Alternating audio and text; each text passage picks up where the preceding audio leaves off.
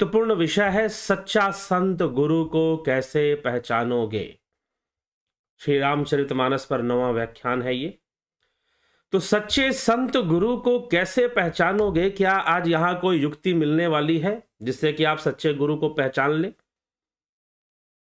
कोई किट आने मिलने वाला है, टेस्टिंग किट, कि भाई इसको टेस्ट कर दो, पता चल जाएगा सच्चा है या झूठा है, ये पता चल जाएगा? कोई ऐसा सिस्टम होता है क्या कि जिससे पता चले कि ये सच्चा है कि ये झूठा है?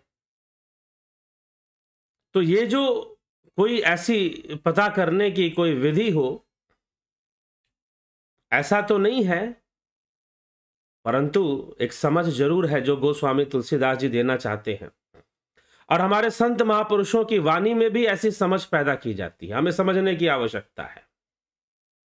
ठीक है, तो चलिए चर्चा को आगे बढ़ाएंगे। कल जो हमने चर्चा की थी, गोस्वामी तुलसीदास जी जो बातें गुण अवगुण के बारे में कहते हैं कि विधि प्रपंच गुण अवगुण साना, विधि प्रपंच गुण अवगुण साना, कि गुण और अवगुण दोनों सने हुए हैं आपस में, दोनों आपस में इस तरह से मिक्स हैं जैसे कि पानी और चीनी मिल गए हो कुछ। दोनों ही एक साथ रहते हैं मनुष्य के भीतर, जिनके वशीभूत अवगुण बढ़ने से पाप कर्म बढ़ जाते हैं, गुण बढ़ने से सदकर्म बढ़ जाते हैं। लेकिन कभी कभी सदकर्म करने वाले सज्जनों और संतों से भी चूक हो सकती है, परंतु गुण अधिक है तो वो अपने चूक को सुधार लेंगे। लेकिन जो दुष्ट व्यक्ति है उससे भी कभी कभी अच्छे कर्म हो सकते हैं सदगुण के वशीभूत, लेकिन फिर भी वह दुष्ट है तो अपनी प्रवृत्ति से कहां बा जाएंगे, वो फिर से अपने दुष्टता पर आ ही जाएंगे। तो गोस्वामी तुलसीदास जी कुछ इस ढंग से अपनी अपनी बात को वो रखते हैं और आगे फिर कहते हैं कि फिर उन्होंने गुण और अवगुण की चर्चा करते हुए कहा कि जड़ चेतन गुण दोषमय विश्व किन्ह करतार, संत हंस गुण गहही पय परिहरि वार विकार। जड़ चेतन गुण दोषमय, जड़ चेतन और गुण दोष से विश्व किन्न करतार, ये करने वाले ने, विधाता ने या प्रकृति ने इस संपूर्ण संसार को जड़ चेतन और गुण दोष से मिक्स करके बनाया हुआ है। विधि प्रपंच गुण अवगुण साना, इनसे साना हुआ है, ये मिक्स है। ये जो संत है, संत हंस गुण गहही पय परिहरिवार विकार, की जो संत हैं वो हंस के समान मात्र गुणों को ही ग्रहण करते हैं, क्योंकि हंस को अगर दूध और पानी मिलाकर दे दिया जाए तो दूध पी लेगा और पानी छोड़ देगा, दूध पी लेगा और पानी को छोड़ देगा। तो संत के अंदर ऐसी वृत्ति देखने में आती है। अस विवेक जब देई विधाता, विधाता से जब ऐसा विवेक मिलता है, अस विवेक जब देई विधाता, तब तजी दोष गुण ही मनुराता, तब वो दोषों का चिंतन ना कर कर मात्र गुणों का ही चिंतन करेगा।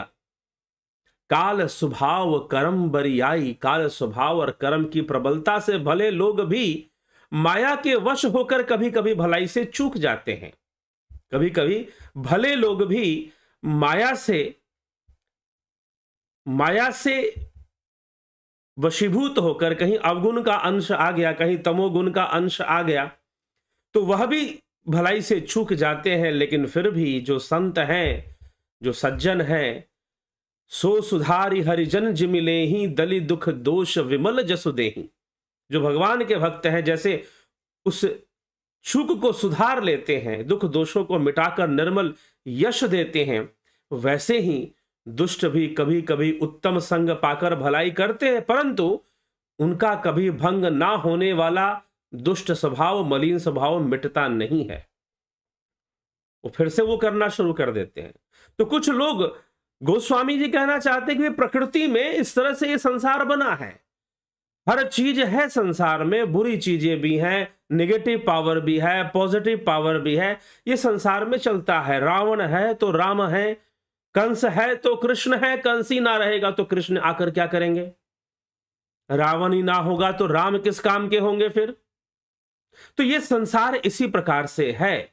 जो सज्जन पुरुष हैं, जो समझदार हैं, जो विवेकी हैं, जो संत जन हैं, वो ना किसी से शत्रुता रखते हैं और ना ही किसी से मित्रता रखते हैं। वो ना किसी से शत्रुता रखते हैं और ना ही किसी से मित्रता रखते हैं। वो तो बस गुणों को ग्रहण कर लेते हैं, जैसे कि वो विष में से भी अमृत निकाल लेते हैं। कुछ ऐसा उनकी प्रवृत्ति होती है। जैसे हंस दूध पानी मिलाकर दो तो दूध पीकर पानी छोड़ देता है। तो संतों के अंदर ऐसा गुण पाया जाता है। संत महिमा गोस्वामी तुलसीदास जी यहां पर लिख रहे हैं और उसी के अंतर्गत ये सारी बातें लिख रहे हैं। गुण अवगुण और साथ में प्रकृति के सूक्ष्म रहस्यों को भी समझा रहे हैं। संसार के सूक्ष्म रहस्यों को भी हम लोगों के लिए समझा रहे हैं कि भैया संसार इसी तरह से है। विधि प्रपंच गुण अवगुण साना। विधि मतलब जो विधान है, विधि मतलब विधाता भी होता है। प्रपंच जो पंच तत्वों की उत्तर अवस्था है, अर्थात यह स्थूल जगत है, यह माइक जगत, यह ऐन्द्रिक जगत जो इंद्रियों से दिखाई देती है, यह इंद्रियों से दिखाई देने वाली जो जगत है, यह जो माइक जगत है, वह क्या है? विधि प्रपंच। उसी के लिए कह रहे कि प्रपंच है गुण अवगुण साना। यह संपूर्ण प्रपंच, यह पंचभूतों से बनी हुई। प्रपंच शब्द की व्याख्या पहले भी इस चैनल पर बृहद हुई है, क्योंकि एक दार्शनिक शब्द है। ज्यादातर लोग, कुछ लोग प्रपंच का मतलब समझते हैं कि पाखंड। जी नहीं, प्रपंच का अर्थ होता है पंच तत्वों की उत्तर अवस्था। पूर्व अवस्था नहीं, उत्तर अवस्था। मतलब कि पंच तत्व, पंचीकरण का सिद्धांत वेदांत के अंदर आता है। तो पंचीकृत होने के बाद जिन तत्वों का निर्माण होता है उसे प्रपंच कहते हैं। तो यह स्थूल सृष्टि बनती है, यह प्रपंच है। यह ऐन्द्रिक जगत जो इंद्रियों से दृष्टिगोचर होती है, वह प्रपंच है। तो विधि प्रपंच गुण अवगुण साना। यह जो प्रपंच है गुण और अवगुण से सना हुआ है। दोनों मिक्स है आपस में। जैसे कि पानी में, आटा में आप पानी डाल दो, दूध डाल दो, घी डाल दो, दही डाल दो, आटे के अंदर मिला दो, वो एक जैसा सब हो जाता है। उसमें मिला हुआ है, वो है उसमें, वो उसमें है। तो वो इसी तरह से संसार है। और संसार में अब चाहे कोई भी हो, अब चाहे संत आए चाहे दुष्ट आए, तो बस इतना होगा कि दुष्टों के अंदर दुष्टता अधिक होगी, अवगुण अधिक होंगे, गुणों की मात्रा कम होगी। लेकिन वो गुण विहीन होगा, ऐसा नहीं होगा। रावण भी गुण विहीन नहीं था, कंस भी गुण विहीन नहीं था। ठीक। और जो कहते हैं कि जो संत होगा वो पूरी तरह से अवगुण विहीन होगा, ऐसा भी नहीं होगा। वो रहेंगे, अवगुण उनके भीतर रहेंगे किसी ना किसी रूप में। और हो सकता है कि कहीं कभी उनके ऊपर प्रकट हो भी सकता है, हो भी सकता है। और हो सकता है कि वह जो अवगुण दिखाई दे रहा है, वह अवगुण भी किसी कल्याण के लिए हो। संत, क्योंकि संत है ना, संत तो प्रयोग कर लेगा भाई, वो तो विष से भी अमृत निकाल लेगा। संतों की यही विशेषता है कि वह विष से भी अमृत निकाल लेगा। भगवान राम ने अंत समय में, कथा आती है पुराणों में, कि लक्ष्मण जी से कहा, जब रावण मृत्युशैया पर था तो लक्ष्मण जी से कहा कि जाओ लक्ष्मण, रावण से कुछ शिक्षा ग्रहण करके आओ, शिक्षा ग्रहण करके आओ। तो लक्ष्मण जी ने कहा कि यह कैसी बात हुई कि शिक्षा ग्रहण करके आओ, वो भी पराजित शत्रु से। भगवान राम ने कहा कि हां जाओ। तो लक्ष्मण जी कहते हैं कि गए और रावण के सिरहाने खड़े हो गए और जाकर कहा कि हे लंकापति, कैसे हो? लंकापति ने कोई उत्तर नहीं दिया, कोई उत्तर नहीं दिया। लक्ष्मण जी वहां से चले आए। और जब चले आए तो भगवान राम ने पूछा कोई शिक्षा मिली? कि वो क्या शिक्षा देगा, वो रावण भला क्या उसके पास शिक्षा है? अगर कुछ शिक्षा देने लायक होता तो अपना जीवन सुधार लेता। ऐसे उत्तर दे दिया। भगवान राम ने मुस्कुराते हुए कहा कि लक्ष्मण, शिक्षा देने गए थे या लेने गए थे? लगता है देने गए थे, लेने ना गए थे। सिरहाने जाकर खड़े हुए, इस बार चरणों के पास जाकर खड़े होना, लंकापति रावण तुम्हें शिक्षा देगा। और इस बार लक्ष्मण गए, रावण के चरणों के पास जाकर खड़े हुए। तब जैसे ही चरणों के पास खड़ा देखा रावण ने, तो रावण ने कहा कि जितेंद्रिय, आओ, तुम कैसे हो? और इस समय क्या मेरा उपहास करने आए हो कि मैं पराजय को प्राप्त हो चुका हूं, मैं पराजित हो चुका हूं? क्योंकि रावण को मारा किसने? क्या रावण को श्री राम के ब्रह्मास्त्र ने मारा था? जी नहीं। मारा किसने था रावण को? क्या ब्रह्मास्त्र से मारा था रावण को? जी नहीं। रावण, जब युद्ध रामायण का शुरू हुआ तो उस युद्ध का नेतृत्व कौन कर रहा था? रावण कर रहा था खुद, पहले दिन। और वो ये निश्चय करके निकला कि आज ही सारा युद्ध समाप्त कर देना है, युद्ध को आगे नहीं बढ़ने देना है।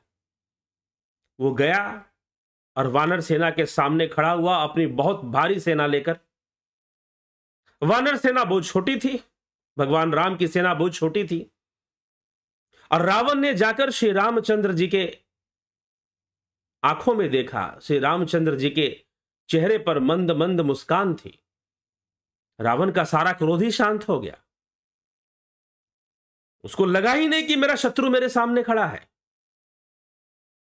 और जब भी वो श्री रामचंद्र जी के पास जाता युद्ध खत्म करने के उद्देश्य से, तो उसको ये महसूस ही नहीं होता कोई शत्रु मेरे सामने खड़ा है। और फिर वहां से लौट जाता, अपने ही किसी किसी को भेजता रहता, कभी किसी को कभी किसी को। तो रावण ने कहा कि मुझे उस मुस्कान ने मारा है, उस छवि ने मुझे मारा है। मैं श्री रामचंद्र जी की छवि से ही मर गया था।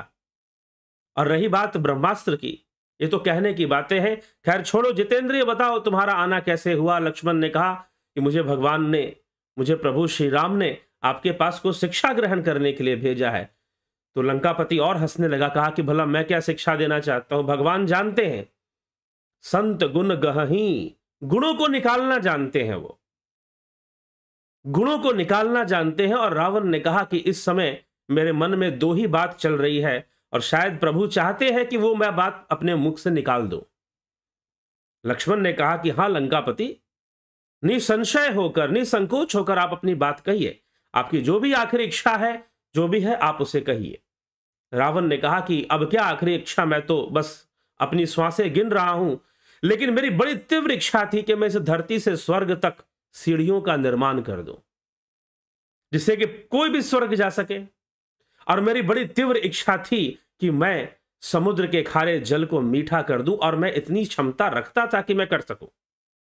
मेरे पास इतनी शक्ति थी। लेकिन जिस समय मेरे पास इतनी शक्ति थी, तो कभी मैं किसी का राज्य हड़पने में लग गया, तो कभी किसी की वधू का हरण करने में लग गया, तो कभी अपने ही भाई कुबेर को मारने के पीछे पड़ा रहा कि उसका सारा धन हड़प कर मैं उस पर विजय प्राप्त कर लूं। वो मुझसे आगे कभी ना रहे।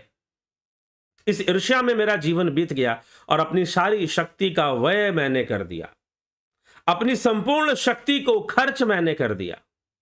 और आज ये दो इच्छाएं मुझे बहुत सता रही हैं, और मेरे पास इतनी शक्ति भी नहीं है कि मैं अपने पैरों पे खड़ा हो सकूं। तो इस धरती से स्वर्ग तक सीढ़ियों का निर्माण और समुद्र के खारे जल को मीठा करना कहां संभव? मैं तो अपने पैरों पे खड़ा भी नहीं हो सकता हूं। इसलिए हे लक्ष्मण, अगर मेरी कोई शिक्षा है तो यही है कि जितने भी शुभ कर्म हैं, जितने भी धर्म के कर्म हैं, जितना भी पुण्य है, तुम उस समय कर लो जिस समय तुम्हारे पास भरपूर शक्ति और क्षमता है। नहीं तो तुम्हारे पास जितनी शक्ति और क्षमता है, उतने में तुम अच्छे कर्म करते जाओ, पता नहीं उतनी शक्ति और क्षमता मिल पाए, रावण जैसा ना मिल पाए, और तुम और शक्ति हासिल करने के चक्कर में अपने कर्मों को खराब करते रहो। तो रावण की शिक्षा की जितनी तुम्हारे पास शक्ति और क्षमता है, उसमें जितना तुम शुभ कर्म कर सकते हो वो कर लो, पता नहीं दोबारा मौका मिलेगा नहीं मिलेगा, रावण जैसी स्थिति हो जाएगी। तो रावण ने कहा कि बस यही मैं कह सकता हूं इस अंत समय में, और यही दो इच्छाएं जो मैं पूर्ण नहीं कर पाया, जो मेरे सारे पापों को नष्ट कर देती। अगर मैं ये कर देता तो मैंने आज तक जितने भी कुकर्म किए वो सब नष्ट हो जाते, वो सब खत्म हो जाते। तो इस प्रकार से गुण सबके भीतर है, अवगुण भी सबके भीतर है, किसी में कम किसी में ज्यादा। विधि प्रपंच गुण अवगुण साना, ये चलता रहता है। संतों से अगर चूक हो भी जाती है तो वो उसे अपनी प्रवृत्ति के कारण सुधार लेते हैं, और दुष्ट कुछ अच्छा कर्म पुण्य कर्म कर भी देते हैं तो बाद में अवगुणों की अधिकता के कारण वो उसमें ही फंस जाते हैं फिर से। परंतु फिर भी गुण अवगुण नामक कोई चीज को गोस्वामी जी विशेष रूप से महत्व नहीं देते, ये आगे पता चलेगा। कोई महत्व नहीं देते हो, लेकिन फिर भी संसार में है तो वो बता रहे हैं। लेकिन मनुष्य को कौन सा दृष्टिकोण रखना चाहिए इन सब चीजों के प्रति, वो समझाने में वो लगे हुए हैं। अब वो आगे कुछ विशेष बातें समझाने में लगे हुए हैं। क्या कहते हैं? लखी सुबेश जग बंचक जेऊ, वेश प्रताप पुजियहि तेऊ, उगरहि अंत न होई निबाहु, काल नेम जिम रावण राहु। वेश के प्रताप से जगत पूजता है, वेश के प्रताप से जगत पूजता है। हाँ, वेश के प्रताप से जगत पूजता है, बिल्कुल सही बात है। वेश बढ़ाओ, दाढ़ी बाल बढ़ाओ, माथे पे लंबे चौड़े तिलक लगाओ। हालांकि तिलक लगाना अच्छी बात है, मैं भी कभी कभी लगाता हूं, लेकिन वेश अगर धारण किया है तो बताने की जरूरत नहीं है कि ये कोई साधु संत हैं, महात्मा जी हैं। आप अपने आप प्रणाम कर लोगे, आप अपने आप ही सिर झुका लोगे। उनकी बातें कितनी सही है कितनी गलत है फिर भी सुनोगे। यह वेश का प्रताप है, यह वेश प्रताप है। तो गोस्वामी तुलसीदास जी वेश प्रताप के बारे में कह रहे हैं यहां पर कि एक गुण और अवगुण को समझाते समझाते इस टॉपिक पे क्यों आ गए, क्योंकि यह भी तो गुण और अवगुण के अंदर आता है, वेश प्रताप भी गुण और अवगुण के अंदर आता है। तो पहचानना बड़ा इसलिए तो पहले ही कह देते हैं विधि प्रपंच गुण अवगुण साना। इस तरह से सना हुआ है कि पकड़ना बहुत मुश्किल होता है कि कहां गुण है और कहां अवगुण है। इस बात को समझना, इसके लिए बहुत हाई लेवल का विवेक चाहिए, बहुत हाई लेवल का विवेक चाहिए, तब जाकर कोई सही तरीके से गुण और अवगुण को पकड़ पाएगा। इसलिए गोस्वामी जी कहते हैं कि वेश को अंग देते हैं और क्या कहते हैं कि लखी सुबेश जग वंचक जेऊ, वेश के प्रताप से जगत पूछता है। गोस्वामी तुलसीदास जी खुद तो कोई साधु या कोई ऐसा महाराज बन के तो रहते नहीं थे, नाम है गोस्वामी तुलसीदास, लेकिन फिर भी उन्होंने कोई ऐसा कोई जीवन अगर होता कि वो कोई बहुत बड़े गुरु या कोई मठाधीश होते तो उनकी शिष्य परंपरा होती, आज भी हमें दिखाई देती। लेकिन ऐसा कुछ समाज में दिखता नहीं है कि कोई तुलसीदास के नाम से पंथ या संप्रदाय चल रहा हो।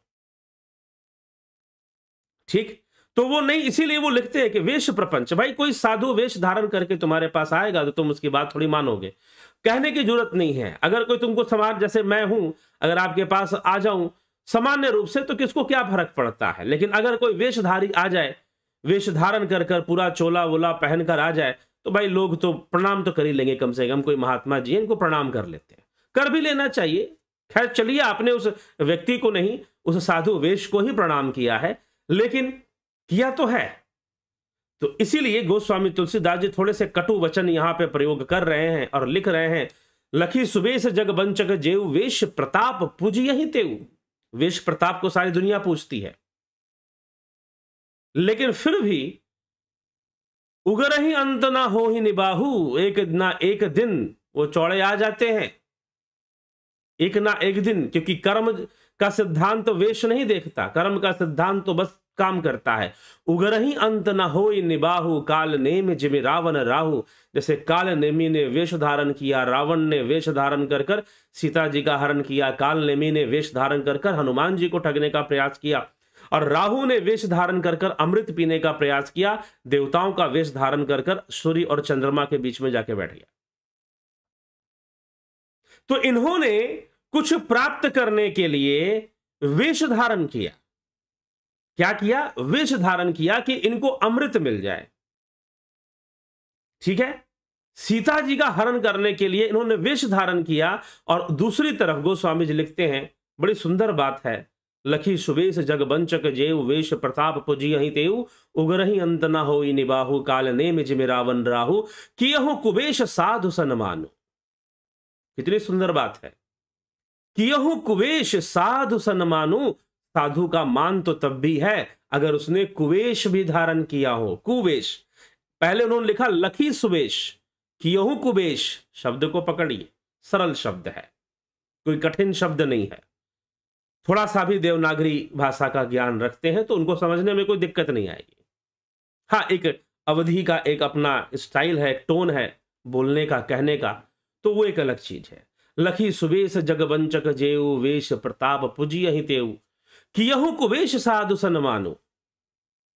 अगर साधु है, वास्तव में साधु है, तो वो कुवेश भी धारण कर ले तो एक दिन दुनिया उसे जान जाती है कि भाई ये तो साधु आदमी है, ये तो संत आदमी था। क्योंकि साधु कोई वेश से नहीं बनेगा कि यहू कुवेश साधु सनमानु, कुवेश धारण कर ले, कुवेशी हो वो, उसका कोई साधु वेश ना हो। कि यहू कुवेश साधु सनमानु जिमि जग जामवंत हनुमानु, जैसे जामवंत और हनुमान जी कोई साधु, कहीं पर वो साधु बनकर नहीं गए, कहीं पर वो साधु बनकर नहीं गए, ठीक है। तो कियहू कुवेश साधु सनमानु जिमि जग जामवंत हनुमानु, ये योद्धा रूप में रहे, का चुप साधी रहो बलवाना, योद्धा रूप में गदा लेकर अभी युद्ध करने को तैयार। लेकिन फिर भी ये साधु हैं, फिर भी ये साधु हैं, और आज सारा जगत उनको साधु ही मानता है, ठीक है। तो वो इस बात की स्वीकृति भी नहीं चाहते, जिसको कर्म पता है, जिसका विवेक जागृत हो गया है, बिनु सत्संग विवेक ना होई, राम कृपा बिनु सुलभ न सोई। ये तो बात है ही। जिनका विवेक जागृत हो गया है वो इस बात की स्वीकृति नहीं चाहते कि लोग उन्हें साधु माने या संत माने, और ये कोई मानने का विषय भी नहीं है। कर्म करो ना, तुम अपने से जितना बेहतर अच्छा कर्म हो सकता है करो, तुम साधु ही हो भाई। तो कियहु कुवेश साधु सनमानु, अगर साधु है और कुवेश धारण करके रखा है, भले उसको दुनिया पूजेगी तो नहीं, उसको दुनिया पूजेगी तो नहीं, कम से कम उसके रहते हुए शायद ना पूजे उसे, उसको दुनिया पूजेगी तो नहीं। गोस्वामी जी कहते हैं कि क्योंकि पहले उन्होंने लिख दिया कि लखी सुबह से जग बंचक जेव, वेश प्रताप पूजिए ही ते, वेश प्रताप से लोगों की पूजा होती है। कि यहु कुवेश साधु सनमानु जिमि जग जामवंत हनुमानु, कि यहु कुवेश धारण करके भी साधु रहते हैं, भले उन्हें दुनिया ना पूजे क्या फर्क पड़ता है। लोग कहूं वेद विदित सब काहू, बुरा वेश बनाकर लेने पर भी साधु का सम्मान होता है, जैसे जगत में जामवंत और हनुमान जी का आज हो रहा है। बुरे संग से हानि और अच्छे संग से लाभ होता है, यह बात लोक और वेद में है। तो वेश धारण करके संत को पहचान लोगे। अब वास्तव में देखिए संत, अब हम गुरु धारण करते हैं, लोगों को गुरु धारण करना है, गुरु धारण करना। गोस्वामी तुलसीदास जी भी गुरु महिमा गाते, लेकिन साथ में अब ये कहना बहुत आसान है। गुरु गोस्वामी तुलसीदास जी ने कहा कि गुरु बुनि भव निधि तरही न कोई, जो बिरंच शंकर सम होई, गुरु बिनु भव निधि तरही न कोई। गुरु के बिना कोई भव सागर से पार नहीं उतर सकता है। जो बिरंच शंकर सम, चाहे ब्रह्मा और शंकर के समान क्यों ना हो जाओ, सिद्ध पुरुष हो जाओ, फिर भी नहीं। गोस्वामी जी ये बात मानते, लेकिन उससे ज्यादा वो इस बात पर इतनी चौपाइयां उन्होंने लिखी है कि भाई तुम संत को पहचानोगे कैसे, संत को जानोगे कैसे, गुरु को जानोगे कैसे, गुरु क्या है और गुरु तत्व क्या है। समझने वाली बात यह है कि गुरु क्या है और गुरु तत्व क्या है, किसे आप जानोगे, किसको आपको धारण करना है। तो हर व्यक्ति गुरु है वैसे तो, और आजकल तो ऐसी हालत है गुरु बनने के लिए सब तैयार हैं। कहीं जा रहे थे, कोई महात्मा जी थे, उन्होंने बोला कि अब इतने गुरु हो चुके हैं कि आंख बंद करके अगर पत्थर मारो तो किसी ना किसी गुरु को जाकर लगेगा और बोलेगा चेला किसने मारा। बनारस में चल जाओ तो सब गुरु गुरु ही एक दूसरे को कहते हैं। तो ऐसे कई बातें हैं। तो गुरु कैसे करोगे। अब भगवान दत्तात्रेय जी ने गुरु बनाए, अब वो लिखते हैं कि अजगर भी गुरु, अब वो लिखते हैं वैश्या भी गुरु, अब वो लिखते हैं नदी भी गुरु, अब वो लिखते हैं पृथ्वी भी गुरु, मधुमक्खी भी गुरु और शहद भी गुरु, शहद निकालने वाला भी गुरु। कमाल है भाई, ये कैसा गुरु हो गए, ये कौन कौन से गुरु हो गए। तो इस तरह से इतने सारे 24 गुरुओं का वर्णन भगवान दत्तात्रेय ने किए और उनके 24 गुरु हो गए। वास्तव में ये गुरु क्या है, जो ज्ञान का स्रोत है उसको गुरु कहा जाता है। बस इतना ही पर्याप्त है समझने के लिए।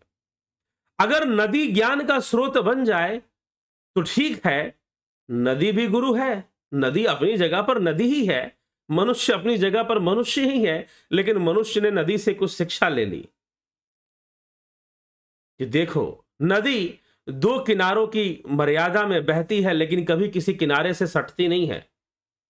शिक्षा ले ली नदी से। अजगर अपनी जगह पे अजगर है, भगवान दत्तात्रेय अपनी जगह पर है, लेकिन उन्होंने अजगर से कुछ सीख लिया।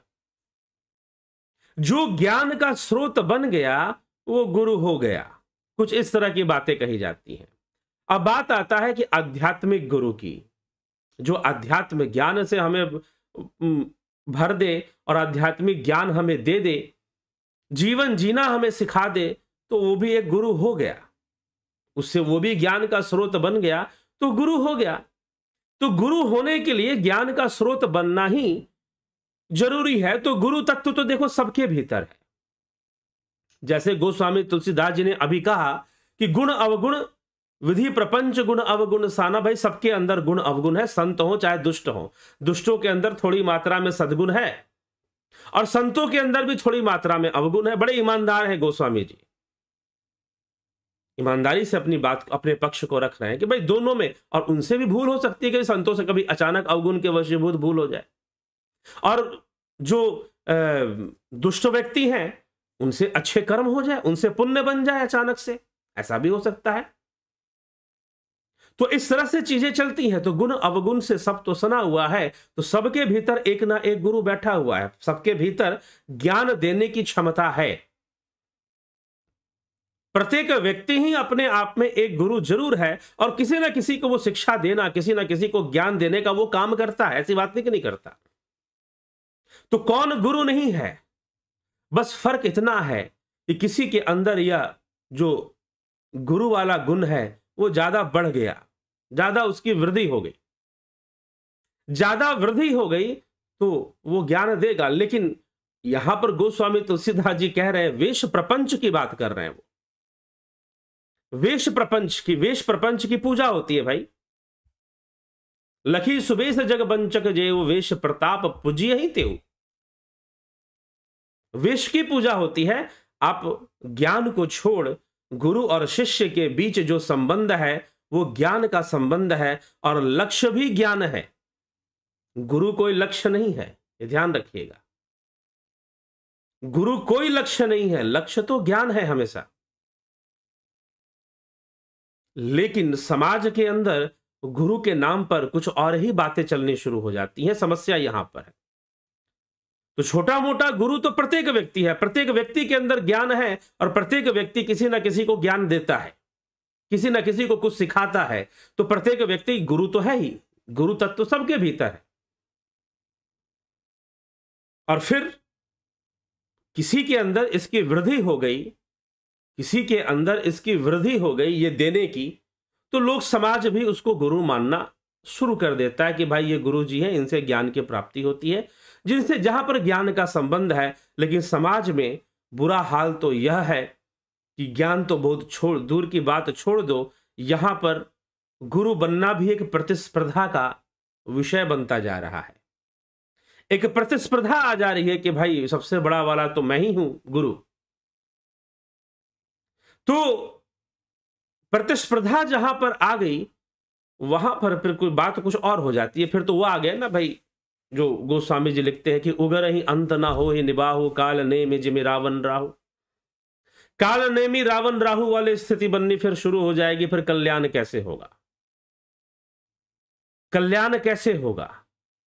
इसीलिए गुरु कोई बन जाने का विषय नहीं है। गुरु कोई समाज से खुद को मनवा लेने का भी विषय नहीं है। अगर होता तो नदी कभी गुरु ना बनती, अगर होता तो अजगर कभी गुरु ना बनता, अगर होता ऐसा कि कोई गुरु बन के दिखा देगा और गुरु बन जाएगा, तो दत्तात्रेय भगवान कभी वैश्या को, कभी नदी को, कभी मधुमक्खी को, कभी शहद को वो गुरु ना कहते, अपना गुरु ना मानते। जहां से भी उन्होंने शिक्षा ग्रहण की, इस संपूर्ण प्रकृति से, पृथ्वी को उन्होंने अपना गुरु माना, गुरु कहा, तो वो गुरु ना कहते, क्योंकि वो सब ज्ञान के स्रोत हैं। सत्य है कि प्रत्येक वस्तु संसार में कहीं ना कहीं ज्ञान का स्रोत है, और जिस दिन आपने इस प्रकृति के हर वस्तु से ज्ञान हासिल कर लिया, समझो वही तो संत है, यहां पर गोस्वामी जी क्यों इन सब बातों को लिख रहे हैं, समझा रहे हैं। संतत्व क्या है कि तुम प्रत्येक वस्तु से, प्रत्येक विषय से जो अमृत है उसे ग्रहण करोगे और विष का त्याग कर दोगे। लेकिन विष को विष कहने में और अमृत को अमृत कहने में कोई गलत बात नहीं है। गोस्वामी तुलसीदास जी खुद कह रहे हैं कि भाई अवगुण अवगुण है, गुण गुण है, लेकिन दोनों सने हुए हैं, दोनों सने हुए हैं। लेकिन जिसने गुण को ग्रहण कर लिया, जिसने ज्ञान को ग्रहण कर लिया, वो स्वयं अपने आप में संत है। तो ज्ञान कहां था? ज्ञान नदी में था, ज्ञान अजगर में था, ज्ञान क्या पृथ्वी में था, ज्ञान क्या मधुमक्खी में था, ज्ञान क्या पिंगला में था, ज्ञान का वैश्या में था। ज्ञान कहां था? ज्ञान तो भीतर में था। ज्ञान भीतर में था, उसको जागृत होना था, वो जाग गया। बस इतनी सी बात है। एक माध्यम बना और ज्ञान जागृत हो गया हमारे भीतर। और जब ज्ञान हमारे भीतर जागृत हो गया तो जिस माध्यम से ज्ञान जागृत हुआ वो गुरु हो गया। इसलिए दत्तात्रेय भगवान ने नदी को भी गुरु कहा, पृथ्वी को भी गुरु कहा, सर्प को भी, अजगर को भी गुरु कहा, वैश्या को भी गुरु, पिंगला को भी गुरु कहा, फिर मधुमक्खी को भी गुरु कहा, मधु को भी गुरु कहा, शहद को, शहद निकालने वाले को भी गुरु कहा। तो ये तो ज्ञान ग्रहण करने वाले का तरीका है, ये तो उनका संतत्व है कि वो सब में से ज्ञान निकाल लेते हैं, सब में से गुणों को धारण कर लेते हैं। तो इस प्रकार से गुरु है। गुरु एक तत्व है, गुरु एक स्रोत है ज्ञान का, गुरु एक स्रोत है। लेकिन होता क्या है कि बहुत तरह की बातें, मानस में बहुत सारी बातें लिखी हैं, बहुत तरह की बातें गोस्वामी तुलसीदास जी ने मानस में विवेक देने वाली बातें, ज्ञान देने वाली बातें, समझ, एक अंडरस्टैंडिंग पैदा करने वाली बातें। उनका उद्देश्य है लोगों के अंदर धर्म के प्रति, अध्यात्म के प्रति एक सही समझ पैदा हो। सही समझ पैदा करने वाले बहुत सारी बातें लिखी है, लेकिन प्रयोग करने वाले लोग प्रयोग कर देते हैं। सुनाने वाले बस इतना ही सुना देंगे कि बिन गुरु बिन भव निधि तरहि न कोई, जो बिरंच शंकर सम हो। इसी से बात बन गई, इसी से बात बन गई। तो इसीलिए ये समस्या फिर यहां पर आ जाती है और समाज के अंदर इस तरह का बहुत सारा माहौल दिखाई देता है, जहां पर एक महत्वाकांक्षा, गुरु बनने में भी एक महत्वाकांक्षा कि भाई लोग जो है मेरी शरण में आ जाए, लोग मेरे अनुयायी बन जाए और मेरी शरण में आ जाए। अच्छी बात है, लेकिन यह भी कोई महत्वाकांक्षा का विषय नहीं है। गुण अवगुण से संसार बना है, तो गुण अवगुण से लोग आ जाएंगे। हो सकता है कुछ अवगुण के कारण आएंगे और कुछ गुण के कारण आएंगे, दोनों कारण से आ सकते हैं। अपने अपने उद्देश्य से लोग आ सकते हैं। लेकिन ठीक है, समाज में चलता है, बहुत सारे गुरुजी लोग हैं, बहुत सारी संस्थाएं हैं, बहुत सारे आश्रम हैं, बने हुए हैं, और लोग उनके पास जाते हैं ज्ञान लेने के लिए। फिर उनको समझाया भी जाता है कि भाई वही पॉइंट्स, शास्त्रों में बहुत सारी बातें लिखी हुई हैं, लेकिन कुछ ऐसी ही बातें समझाई जाएंगी, भाई गुरु ही सब कुछ है, गुरु की सेवा ही सब कुछ है, बस मिल जाओ, तुम्हें राम जी मिल गए, तुम्हें कृष्ण जी मिल गए, तुम्हें तो भगवान मिल ही गए, अब क्या चिंता, अब सेवा करो, सेवा करो। और लोग सेवा में लग जाते हैं। फिर बाद में सेवा करते करते उनको लगता है कि भाई अब हो, क्योंकि अब देखो समस्या यही है ना, समस्या तो यही है कि गुण अवगुण सबके भीतर है, गुण अवगुण सबके भीतर है। अभी तक गुण दिखाई दे रहा था, जब अवगुण दिखाई देना शुरू हुआ तो शिष्य सोचता है कि भाई 10 साल सेवा कर ली, यहां पर 12 साल 20 साल, अब अवगुण दिखाई दे रहा है, अब कहां जाए, अब तो फंस गए, अब तो उस अवगुण के साथ ही रहना है। इसलिए विवेक चूड़ामणि में प्रसंग आता है, जब आदि गुरु शंकराचार्य जब सारी बात सुना लेते हैं तो शिष्य से कहते हैं कि बेटा, तूने जो प्रश्न किया था और तूने जो अध्यात्म की बातें पूछी थी मुझसे, आत्मा के विषय में, ब्रह्म के विषय में, वो मैंने तुझे स्पष्ट किया और तुझे निधिध्यासन, श्रवण मनन और निधिध्यासन आदि क्रियाएं भी मैंने समझा दी है। अब तू अपना ध्यान योग कर, निधिध्यासन कर, तू अपने रास्ते चल, मुझे अपने रास्ते चलने दे, अपने रास्ते चलने दे मुझे। गुरु की करनी गुरु जाने, चेला की चेला, कबीर साहब भी ये बात कहते हैं। गुरु की कर्म गुरु जाने, चेला की चेला। ये कहने की जरूरत ही क्या है, ये कहने की आवश्यकता ही है। तुलसीदास जी क्यों कहते हैं, काहू नको सुख दुख कर दाता, निज कृत कर्म भोग सब राता। जो सबके दुख हर लेंगे, राम के चरित्र से आप लेते क्या हैं, वो गोस्वामी तुलसीदास जी कुछ देना चाहते हैं। दो प्रकार की बातें हैं, एक तो ये बात है कि भगवान राम सबका कष्ट हरण कर लेंगे, और एक दूसरी बात है कि क्या आप अपने अंदर राम जैसा जीवन जीने की क्षमता को, राम जैसा जीवन जीने की इच्छा को और संकल्प को प्रकट कर पाओगे। लोग भगवान से सुख मांगते हैं, वो जब धरती पर आए तो उन्होंने स्वयं कैसा जीवन जिया, स्वयं कैसा जीवन जिया, या अपने दुखों को दूर करने की प्रार्थना करोगे, या वो शक्ति मांगोगे कि प्रभु आपने इतने दुख सहे, क्या आप हमें भी वही शक्ति प्रदान करें कि हम दुख सह सके, हम भी वो कष्ट सह सके, हम भी उस अन्याय से लड़ सके। आप दुख भी सहे, कष्ट भी सहे, वनवास भी गए, अन्याय से भी लड़े, हमारे अंदर भी कुछ ऐसी क्षमता विकसित हो। लेकिन मनुष्य, दुखों से भागता हुआ मनुष्य हमेशा दुखों से बचने की ही प्रार्थना करता रहता है। समस्याएं हैं समझ में, इसीलिए फिर गुरु, वही बात, चमत्कारी गुरु कि भाई आप आ जाओ मेरी शरण में, सब ठीक हो जाएगा, सब अच्छा हो जाएगा।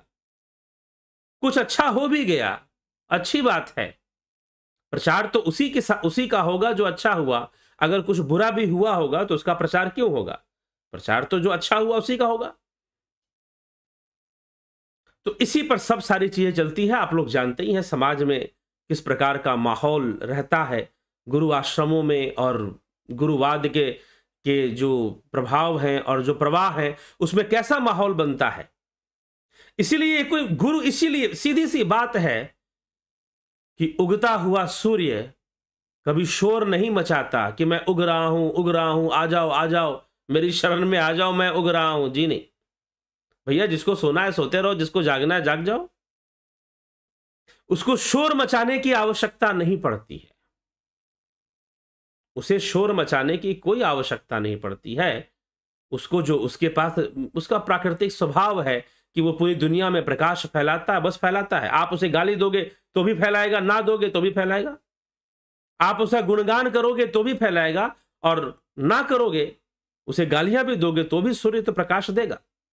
वो मना नहीं करेगा कि भाई इसने मुझे गाली दी है तो मैं इसको प्रकाश नहीं दूंगा, वो फिर भी देगा। तो इस प्रकार से संतों का, सिद्धों का वो जीवन होता है, और वो उसी प्रकार से संसार में सब अपने अपने कर्मों का फल भोगते हुए, गुण अवगुण के वशीभूत जो भी कर्म हुए उसका फल वो भोगते हुए अपना जीवन व्यतीत कर देते हैं, जीवन व्यतीत करते हैं। और वैसे ही संत हमें भी एक जीवन जीना सिखाते हैं। अब सुखदेव मुनि, इतनी कठोर तपस्या सुखदेव मुनि ने की, और बाद में उनको पता चला जब वेदव्यास जी ने कहा कि बेटा अगर तू वैकुंठ में प्रवेश चाहता है, यदि तू वैकुंठ में प्रवेश चाहता है तो तुझे गुरु बनाना पड़ेगा, और तू गुरु किसे बनाएगा, तो राजा जनक को बनाएगा। सुखदेव के तो होश उड़ गए, सुखदेव मुनि के कल्पना के बाहर थी ये बात, सुखदेव मुनि की कल्पना के बाहर थी ये बात कि राजा जनक, एक राजा गुरु, राजा और गुरु ये कैसे हो सकता है, एक राजा मेरा गुरु बनेगा। अब सुखदेव मुनि को बड़ा अपमान महसूस होने लगा कि मैंने इतनी कठोर तपस्याएं की हैं, और ये जनक जिसने राजघराने में पैदा हुआ और राजा भी बनकर बैठ गया, अब ये मेरा गुरु बनेगा, और इतने बड़े बड़े कठोर तपस्वी जो बैठे हुए हैं उनका क्या। सुखदेव मुनि को बात ही समझ में ना आए। वेदव्यास जी तो सुखदेव के भ्रम दूर करना चाहते हैं, भ्रम दूर करना चाहते हैं, और कहते हैं कि भाई जिसके दर्शन के लिए स्वयं द्वारकाधीश उठकर चले आए तो उनके बारे में ऐसा कहता है। द्वारकाधीश स्वयं मिथिला नगरी में जनक के दर्शन करने चले आए, और तू कहेगा कि नहीं भाई जो है ये मैं इनको गुरु नहीं बनाऊंगा, ऐसा कैसे। तो सुखदेव को ये समझ में नहीं आ रही थी बात कि भाई राजा और गुरु कैसे एक हो सकते हैं, राजा भला गुरु कैसे हो सकता है। लेकिन सुखदेव को अंततः जाना पड़ा, और जाने के बाद जो उसे ज्ञान प्राप्त हुआ वो जंगलों में इतने वर्षों तक तपस्या कर कर भी प्राप्त नहीं हुआ था, जो ज्ञान मुनि सुखदेव को राजा जनक से प्राप्त हुआ, राजा जनक से प्राप्त हुआ। तो ये समझने की बात है भाई, गुरु कहां से ढूंढोगे, कैसे ढूंढोगे। अपना कर्म करो, ज्ञान की इच्छा रखो, जब सत्य तक पहुंचने की इच्छा, और सत्य किसके पास है? सत्य तो सबके पास है। अभी कोई महात्मा जी मैं सुन रहा था उनको कि किसके पास सत्य है, किसके पास सत्य नहीं है पता चल जाएगा। सत्य तो भैया सबके पास है, किसके पास सत्य नहीं है? हां, कोई गाइड देगा कि भाई तुम अपने सत्य को जानो, तुम अपने सत्य को जानो, तुम्हारा सत्य क्या है। सत्य ऐसा कोई नहीं है जिसके पास सत्य नहीं है। संपूर्ण जगत ही उस सत्य पर आधारित है, तो सबके भीतर सत्य है। वो आत्मा रूपी सत्य, ब्रह्म रूपी सत्य तो सबके भीतर है। हां, कोई हमें वो जानने का मार्ग बता देता है, कोई हमें वो जानने का रास्ता बता देता है, तो हम उसे गुरु कहते हैं, जिसने बता दिया। बस इतनी सी बात है। कहो ना कहो कोई फर्क नहीं पड़ता, यह कोई कहलवाने की चीज नहीं है, और गुरु कोई भाव भी नहीं है। सच पूछो तो जो गुरु होता है वो गुरु भाव में नहीं होता कभी भी, वो तो अपना कार्य करता है। सच्चा डॉक्टर वो है जो अपने डॉक्टर के भाव में ना होकर लोगों की सेवा करता है। लोग उसे डॉक्टर साहब कहते हैं। ऐसे भी मैंने लोग देखे जिनके पास कोई डॉक्टरी की डिग्री नहीं है, लेकिन वो इतना कुछ जानते हैं, अध्ययन करते हुए और प्रैक्टिस करते वो इतना कुछ जानते हैं कि वो इतना कुछ जान गए और लोगों की इतनी सहायता करने लगे, उपचार करने लगे, लोग उनको भी डॉक्टर साहब कहने लगे। गुरु कोई ऐसी चीज नहीं है कि मैं गुरु बनूंगा और दुनिया को मैं ज्ञान दूंगा। जी नहीं, जिसके पास है वो देता है। जैसे सूर्य प्रकाश दे रहा है, वो चिल्ला नहीं रहा कि मुझे सूर्य मान लो। आप उसे सूर्य नारायण कहोगे। लोगों ने भगवान सूर्य को बहुत सारे नाम दिए। आदित्य नाम दिया, रवि नाम दिया, सूर्य नाम दिया, भानु नाम दिया, अर्क नाम दिया, मार्कंडे नाम दिया, मार्तंड नाम दिया। ठीक है, इस प्रकार से हिरण्य नाम दिया, हिरण्यमय परे कोशे। तो इस प्रकार से भगवान सूर्य को अनेकों नाम दिए गए। क्या फर्क पड़ता है, आप 1000 नाम और दे दो, सूर्य का जो कार्य है वो सूर्य कर रहा है। आप उसे क्या क्या नाम देते हो वो एक अलग बात है। ठीक है, तो गुरु बनना कि मैं गुरु बन जाऊंगा और लोग मुझे गुरुजी कहने लगेंगे, ऐसे कोई गुरु नहीं बनता है, यह ध्यान रखिएगा। और ना कोई ऐसा व्यक्ति कभी गुरु हो सकता है। जिसको कुछ पता है आप करो, लोगों को बताओ। आपको लगता है कि लोगों को बताना चाहिए तो आप बताइए, अपनी सेवा समझ के बताइए। आप गुरु की सेवा करने निकलते हो, गुरु तो खुद एक सेवक है, वो तो खुद सेवा में लगा हुआ है। लोगों को सही मार्ग बताने के लिए, लोगों को सही रास्ता दिखाने के लिए। इसलिए जिज्ञासुओं, मित्रों, इसीलिए जब भी मैं इस चैनल पर अपना विचार देना शुरू करता हूं, मित्रों का ही संबोधन आपको करता हूं। कुछ है शास्त्रों में और कुछ बहुत सारे लोगों और गुरुओं के पास घूमकर भी, और शास्त्र अध्ययन से और साधना से, ध्यान योग से कुछ बातें मैं जानता हूं। सब कुछ जानता हूं ऐसा नहीं, कुछ बातें जानता हूं, वो यहां बताता हूं। अगर आपको लगता है कि सुनने लायक है तो सुनिए, ग्रहण करने लायक है तो ग्रहण करिए, लाभ उठाने लायक है तो लाभ उठाइए। लेकिन मेरा कोई ये उद्देश्य नहीं है कि आप यहां से ग्रहण करेंगे और मुझे गुरुजी कहेंगे। ये कोई उद्देश्य नहीं, ये कोई टारगेट नहीं है। और ना कुछ ऐसी पदवी पर आसीन होने का कोई इच्छा है। क्यों नहीं है? क्योंकि देख लिया, ऐसे बहुत सारे लोगों से मिल लिया जो बड़े बड़े मठ पर आसीन हैं। किसी का नाम क्यों लेना, लेकिन मठ पर आसीन हैं, उनके गुण अवगुण जब सामने आते हैं तो इसीलिए आदि गुरु शंकराचार्य ने अपने शिष्य से कहा कि बेटा अब तुझे ज्ञान दिया, अब तू चल अपने रास्ते और मुझे अपने रास्ते पर रहने दे।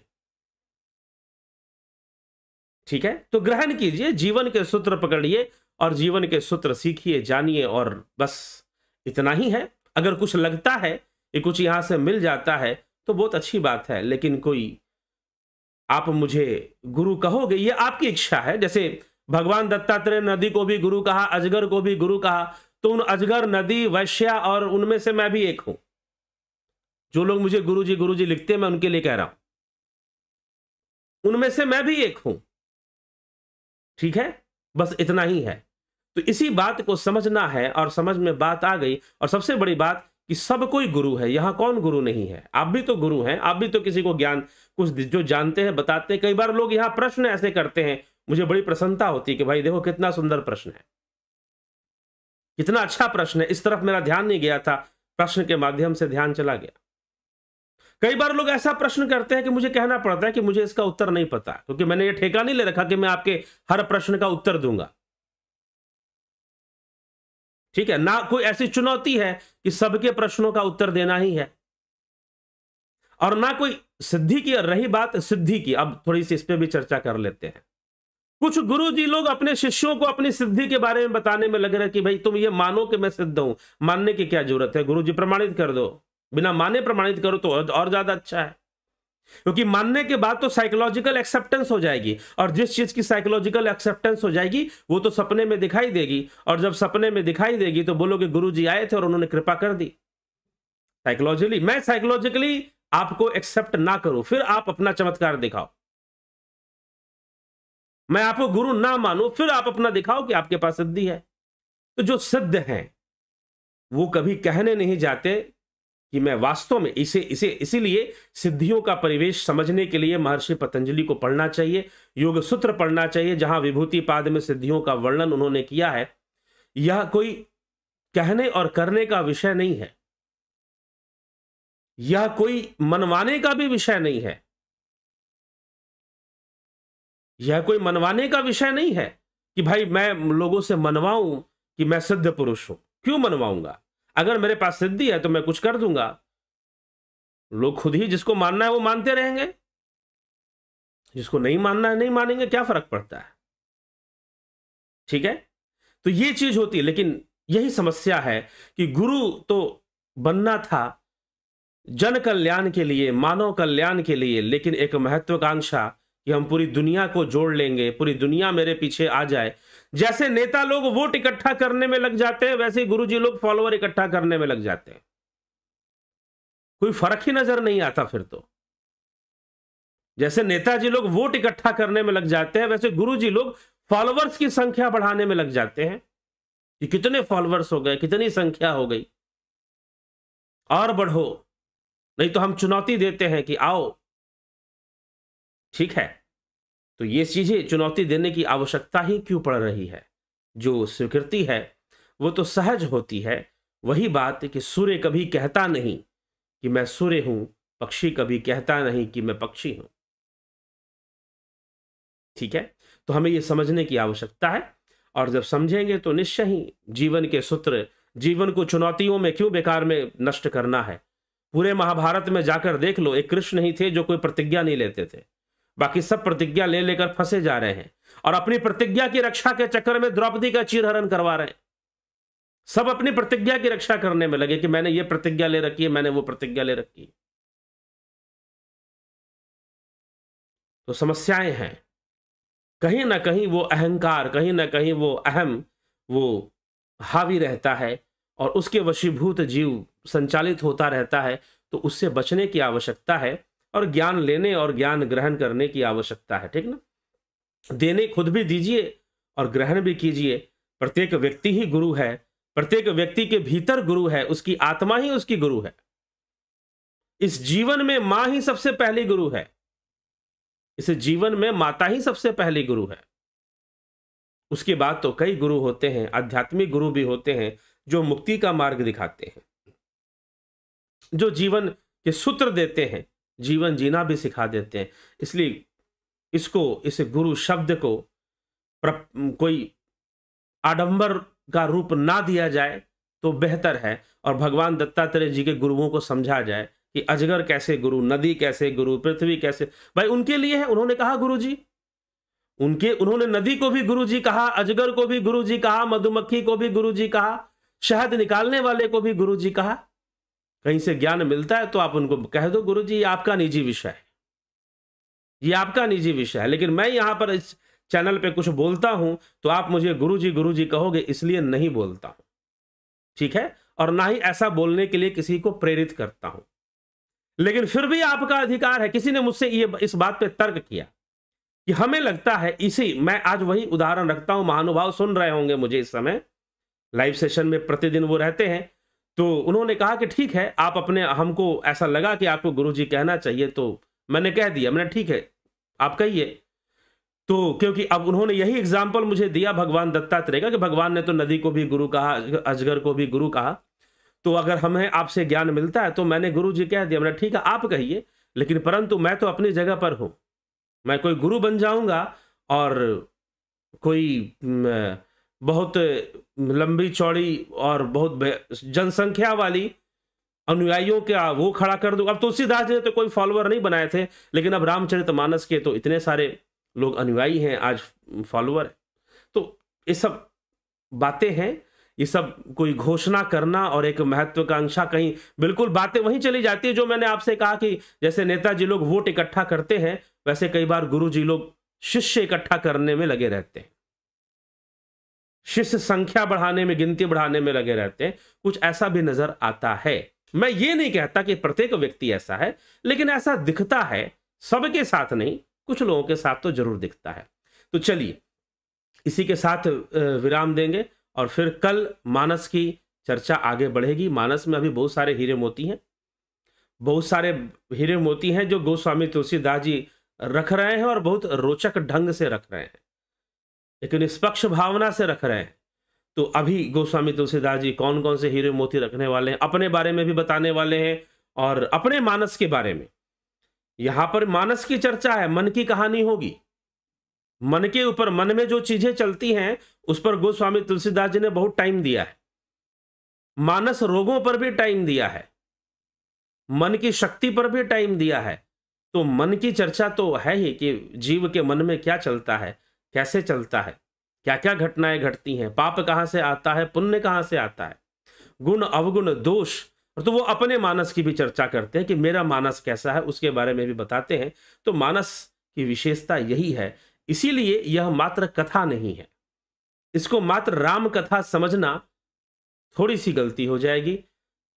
इसीलिए यह रामचरितमानस है, चरित्र है, चरित्रों का वर्णन है। तो गोस्वामी जी बहुत तरह की बातें आगे समझाने वाले हैं, बताने वाले हैं, और वो समझा रहे हैं, इसका भी दावा नहीं कर रहे हैं, वो तो वो बता रहे जो उनको समझ में आता है, और वो हमारे लिए हीरे मोती के समान है। बस इतनी सी बात। तो चलिए इसी के साथ विराम देंगे, और अभी कुछ कमेंट्स भी हैं आपके, तो उसको भी देख लें, क्या देख लेते हैं जल्दी में, समय तो कम ही है। हरिमोहन गुप्ता जी, गुरुदेव प्रणाम। ग्रंथ में, कल्याण में, पुराणों में जिसके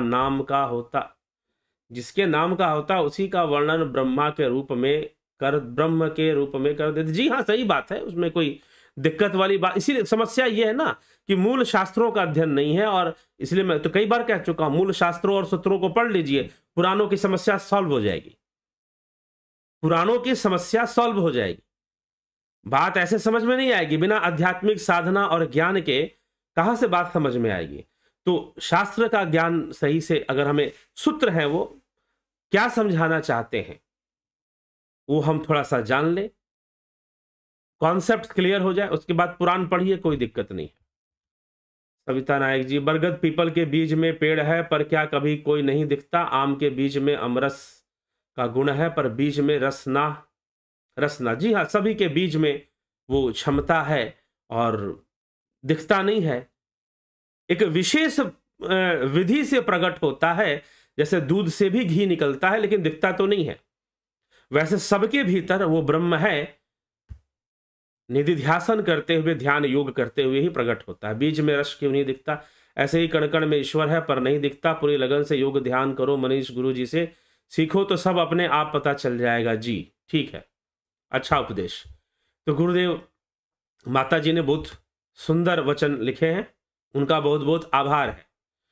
हरिमोहन गुप्ता जी, गुरुदेव प्रणाम। शंकराचार्य के मठ के अनुसार ब्रह्म एक है तो विभूति जन्म लेती है, उनको हम ब्रह्म कैसे कह सकते हैं, अभी सामने आएगा चर्चा रामावतार पे भी, और नहीं तो गीता का प्लेलिस्ट है उसको भी सुनिए।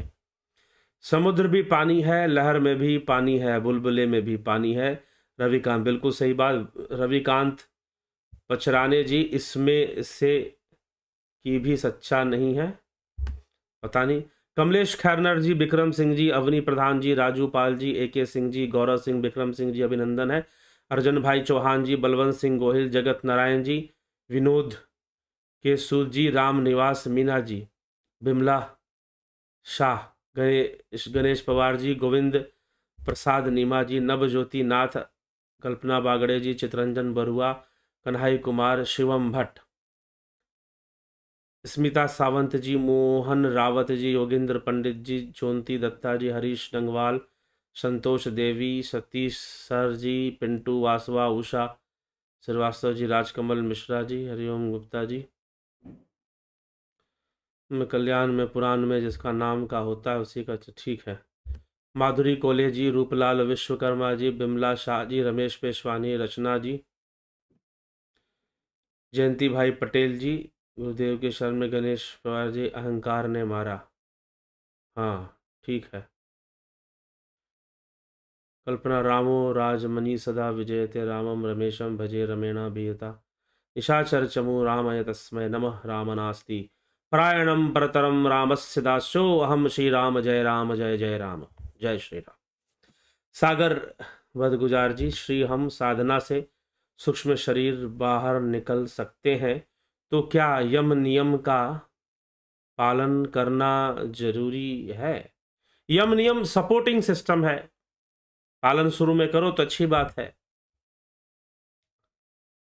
यम नियम कोई विशेष क्रियाएं वैसे नहीं है कि भाई यही यही करना है, उनके पालन से ही साधना और योग में सहायता प्राप्त होती है, बस इतनी सी बात है।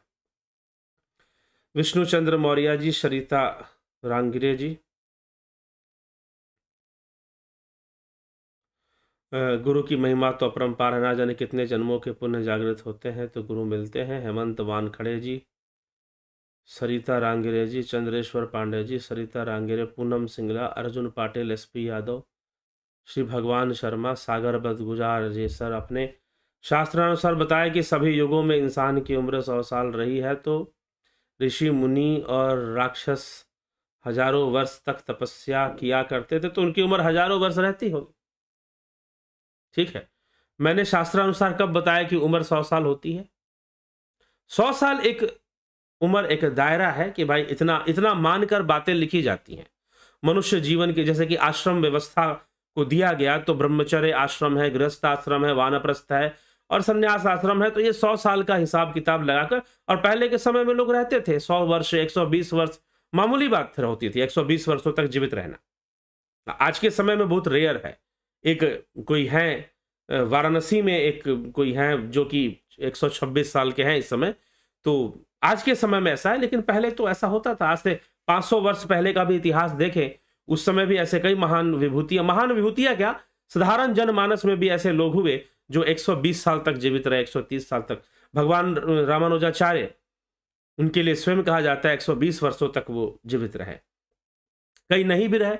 अब आदि गुरु शंकराचार्य 32 वर्ष तक उन्होंने देह को रखा, और 32 वर्षों में ही इतने शास्त्रों का भाष्य देना और इतने सारे विचार देना और इतनी सारी बातें समझाना, वो जो समझाना था वो समझा दिए 32 वर्षों में ही। ठीक है, ठीक। स्मिता सावंत जी, आत्मज्ञान देने वाला और मोक्ष का मार्ग बताने वाला ही सदगुरु है। ठीक है जी, मानिए, अच्छी बात है। पंकज सोनी जी, हेमंत वानखड़े जी, महिमा तथा स्तवन सर्वश्रेष्ठा, संत महिमा तथा स्तवन सर्वश्रेष्ठा। ठीक है, ओम बबीता धीमान, हरि ओम जी, हरि ओम तत्सत। नमन जी, हमें संपूर्ण सबवी वेरहम ही है नजर आता है, बरहम नजर आता है। चलिए, सागर बदगुजार जी, सर रावण सबसे ज्ञानी था, तो इतना वेदों का ज्ञान होकर भी मुझे तो नहीं लगता रावण कुछ गलत किया होगा, या इतिहास ही गलत है। तो इतिहास ही तो बदगुजार जी बता रहे थे कि रावण ज्ञानी था। कौन बता रहा है? आपने रावण के बारे में कुछ भी जाना तो कहां से जाना, यह बताइए। ठीक है, तो ज्ञानी था तो किस मामले में ज्ञानी था, प्रश्न ये उठता है। क्या उसे तत्व ज्ञान था? अगर तत्व ज्ञान होता उसे, हां, उसे कर्मकांड का ज्ञान था, उसे विधि विधानों का ज्ञान था, उसे दुनियादारी का ज्ञान था, बस ये हम कह सकते हैं। तपस्वी था तो तपस्याएं भी जितनी उसने की वो सब कल्याण के लिए नहीं की, ना जन कल्याण के लिए की, ना अपने कल्याण के लिए की। हाँ, अपनी माया के लिए तपस्या की। जितनी भी रावण ने तपस्याएं की, चाहे वो शिव के चरणों में सिर काट के क्यों ना डाल रहा हो, लेकिन उसकी इच्छा है कि शिव जी कैलाश छोड़कर लंका आ जाएं, और जो कुबेर है मानसरोवर में, कुबेर अपना सारा साम्राज्य लेकर शिव जी के कारण सुरक्षित है, तो कुबेर का सारा धन मैं हड़प सकूं, इस उद्देश्य से वो तपस्या कर रहा है। तो तपस्या भी कर रहा है तो ना अपने आत्म कल्याण के लिए कर रहा है, ना जन कल्याण के लिए कर रहा है। ठीक है, तो ज्ञानी होने का क्या मतलब है? आपको क्या लगता है जो बड़े बड़े आज के समय में जो बहुत बड़े बड़े अटैक होते हैं, युद्ध चलते हैं, उसमें एक से एक ज्ञानी लोग बैठे हुए हैं, तो जानते हैं। तो मुझे नहीं लगता, रावण के बारे में आप जो कुछ भी जानते हैं इतिहास से ही जानते हैं। तो आपको क्या लगता है नहीं लगता है वो आपका निजी विषय है, लेकिन जो भी जानते हैं आप इतिहास है। इतिहास जैसे ही आप कहेंगे कि इतिहास गलत है, तो रावण ज्ञानी था ये कहां से पता चला? ये फिर कहां से पता चला? इस पर भी विचार कीजिए, ये भी तो इतिहास से पता चला। ठीक है। ट्रू इंडियन हरे कृष्णा हेमंत वानखड़े जी, श्री राम और श्री कृष्ण की लीला चरित्र तथा संतों का अनुभव चरित्र का मनन चिंतन से अनिर्वचनीय अनुभूति अवश्य हो सकता है, यही तो अमृतमय जीवन की अपेक्षा है। चलिए ठीक है, अच्छी बात है। गणेश आंबेकर जी, राकेश चंद्र शर्मा जी, क्या गुरु की प्राप्ति प्रारब्ध? हाँ, पुण्य के ऊपर थोड़ा निर्भर है तो कह सकते हैं, और जिज्ञासा के ऊपर निर्भर करती है। जो आप ढूंढोगे वो आपको मिलेगा, जिन खोजा तिन पाइया, गहरे पानी पैठ। जो खोजोगे, अगर ज्ञान खोजोगे तो ऐसे गुरु भी जीवन में अवश्य मिलेंगे। और अगर प्रारब्ध भी है, जैसा भगवान कृष्ण 6 अध्याय में कहते हैं कि इस जन्म में जितना योग किया, जितनी साधना की, वो अगले जन्म में तुम्हारे साथ जाएगी। ठीक है, तो ये चीज है। तो इसलिए प्रारब्ध का हाथ तो बिल्कुल होता है। कोई हमारे जीवन में सत्पुरुष भी आए तो कर्मों का हाथ तो होता ही है। सरोज कृष्णा जी, गणेश पवार जी, रावण को अहंकार ने मारा। सबको अहंकार ही मारता है भैया, तो रावण को क्यों नहीं मारेगा? रावण क्यों बचने वाला है? ठीक। हाँ, और इतिहास पढ़ना चाहिए। वाल्मीकि रामायण का उत्तरकांड रावण की पूरी कथा है उसमें। इसमें तुलसीदास जी ने लिखी है। रामचरितमानस में आपको रावण की कथा नहीं मिलेगी। रावण की जन्म की कथा, रावण के द्वारा जो पहले जो कर्म हुए, वो कौन? एक कर्म वो सीता जी को हरण करके लाया हो, बस इतना ही नहीं है। उसने उसके पहले बहुत सारी राजकुमारियों का हरण किया। ये पूरी तरह से उत्तरकांड में वाल्मीकि रामायण में इसका वर्णन मिलता है। रावण ने और भी कुबेर की पुत्र वधु का शील हरण किया, बलात् उस शील हरण किया। तब उसे श्राप मिला कि आज के बाद अगर तू बिना किसी स्त्री के मर्जी के उसे स्पर्श करेगा तो तू जलकर राख हो जाएगा। और यही भय था, इस श्राप का भय रावण को सीता जी को स्पर्श करने नहीं दे रहा था। और रावण विवश कर रहा था सीता जी को कि तुम मुझसे विवाह करने के लिए तैयार हो, विवाह करने के लिए तैयार हो। विवश करने में इस कारण से लगा हुआ था। तो ये रावण के पीछे ये कारण थे। तो पूरी कहानी पढ़नी पड़ेगी। मानस में ये कथा नहीं वर्णित होती है। वाल्मीकि रामायण उत्तरकांड में रावण के जन्म की कथा, कैकसी के गर्भ से कैसे जन्म हुआ, कैसे कैकसी ने विश्वा ऋषि से विवाह किया, गंधर्व विवाह किया था, और फिर किस तरह से यह सब कुछ हुआ और कैसे रावण का जन्म होता है। तो ये सारी चर्चा वहां पे मिलती है, वो सारी कथा वहां मिलती है। तो उसको भी अगर इतिहास पढ़ना है तो पूरा पढ़ना चाहिए, आधा अधूरा नहीं पढ़ना चाहिए। ठीक है। और रावण के बारे में हम जो कुछ भी जानते हैं वो कहीं ना कहीं हम इतिहास से ही जानते हैं। जलाराम रायका जी, अजीत चावड़े, जयंती भाई पटेल जी, गुरुदेव के शरण में प्रणाम। ट्रू इंडियन, कुछ लोग जो ध्यान करवाते हैं अहम ब्रह्मास्मि, वो लोग ब्रह्मा विष्णु महेश को बच्चों की कहानियां मानते हैं। अब वो कौन सी कहानी बच्चों की कहानियां मानते हैं, वो कौन लोग हैं वो वही जाने। और कहानियां क्या है। और शास्त्रों में तो, सूत्रों में तो वैसे भी कहानियां नहीं होती हैं, ठीक है। हाँ, वो अगर ऐसी घोषणा करते हैं कि ये तो बच्चों की कहानियां हैं, तो बच्चों को ही सुना दीजिए, बच्चों को ही सुनाया करिए, सुनाना ही चाहिए। क्या साधना ही पुण्य है? साधना तो मुक्ति का मार्ग है, सारे बंधनों से मुक्ति का मार्ग है, तो पुण्य भी बंधन है, पाप भी बंधन है। तो साधना जो है कर्मों से ऊपर ले जाने का हमें रास्ता है, उपासना का जो मार्ग है। तो इसीलिए पुण्य भी है और कर्म बंधन से मुक्ति का रास्ता भी है, दोनों ही है साधना। चलिए ठीक है, इसी के साथ विराम देते हैं। कल फिर आगे बढ़ती हुई चौपाइयों पर गोस्वामी जी क्या लिखते हैं, कैसी बातें करते हैं, और उन चौपाइयों पर जो है चर्चा करेंगे। और कोई बात आपको कष्टदायी लगे, अगर मेरे वचन कुछ आपको पीड़ा दे या कष्ट दे या गलत लगे, तो अज्ञानी समझकर क्षमा कर दीजिएगा। ओम तत्सत।